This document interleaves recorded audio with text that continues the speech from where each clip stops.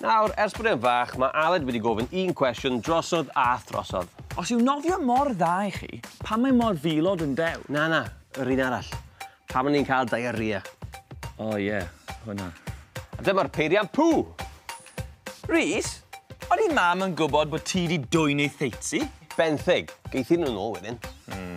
Y teitsi yw'n colyddini, neu'r tiwbiau yn ein bola. Felly'n gyntaf, mae rhaid i ni pŵ arferol, solid. Na! I greu'r pŵ, ni'n mynd i stwnsio'r bwyd yma. Gan ni bach o fara, bisgedi, o greision, a ffefryn Aled, bolognese. A bach o ddŵr i olchi lawr. A mae'r corff yn helpu stwnsio'r bwyd trwy defnyddio ensymau a ffoer.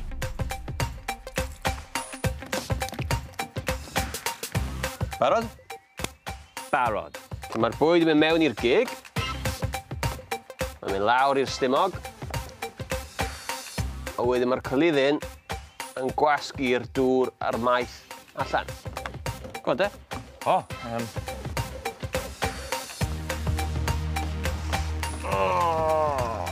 Mae lot o faith yn y dŵr yma. Pethau da i gadw'r corff yn iach. A na gyd sy'n ar ôl yw'r pethau dyw'r corff ddim eisiau, eich pŵ.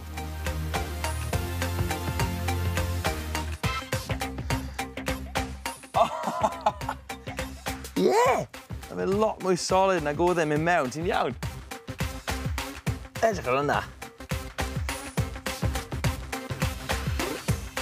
Ond dyn ni gyd yn cael diarrhea weithiau. Fel arfer pan mae bola tost yn ni. Mae'r corff yn cael gwared o bobeth sydd ynddo fe, mor gloi sy'n bosib. A felly dyw'r corff ddim yn cael amser i wasgu'r dŵr a'r holl bethau da mas. Yn gwmws. Barod? Barod. Dyma sy'n digwydd. Bwyd mewn i'r cig.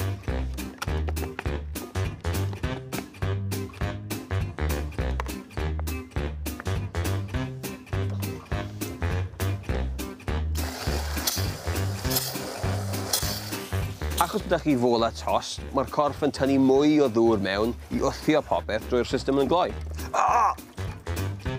Rhys!